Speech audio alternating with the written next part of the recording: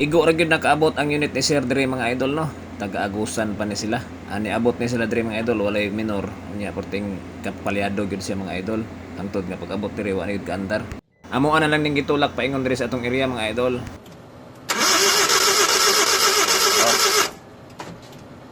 Sapa.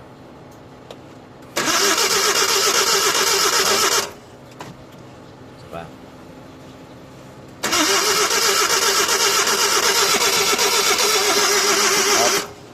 D64 dai ni siya nga unit mga idol, turbo type ni mga idol. Igo ra gyud taon ni nakaabot dire. Kay pagkuan, pagpaandar tog balik, wa na gyud andar balik, itulak na to pasuot sa shop.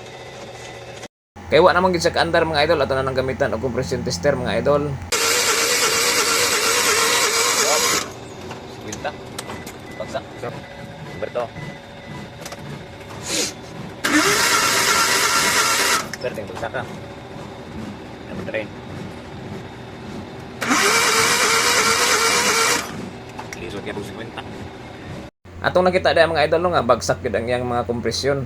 Ug ato po nang palimpyuhan ang radiator mga idol kay grabe og taya mga idol. Ug natanggalan na mo ang cylinder head mga idol, amo na nang i-check up dia kung asa gid ang nagka-problema.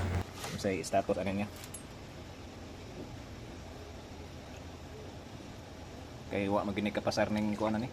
Wala ka pasar sa final exam test. Wala na buak. Ato nakita dia mga idol nga buak gid ang barbula sa iyang number 2, mao daing 20 lang ang iyang giabot sa iyang compression mga idol. Og sa number 3 mga idol ay medyo problemado gyapon siya. Ang atong himuon ni mga idol mag-ilis ta og engine valve kanang buak. Mag-ilis tag cylinder head gasket og atong i-resetting ang mga valve sim. Og siyempre atong i-resurface ang engine block og cylinder head mga idol. Og siyempre din ato kalimtan mga idol i-resetting po nato ang mga engine valve diha nga mga hungaw. Pagkahumang na trabaho ang mga job order mga idol, okay na ang unit, napaandaran na to. Atras una abante na sila sir. Salamat sir sa inyong pagsalig o gamping. O gibayran din ta og cash diha mga idol no. Sundi ko ni mga idol, daghan pa kay ni.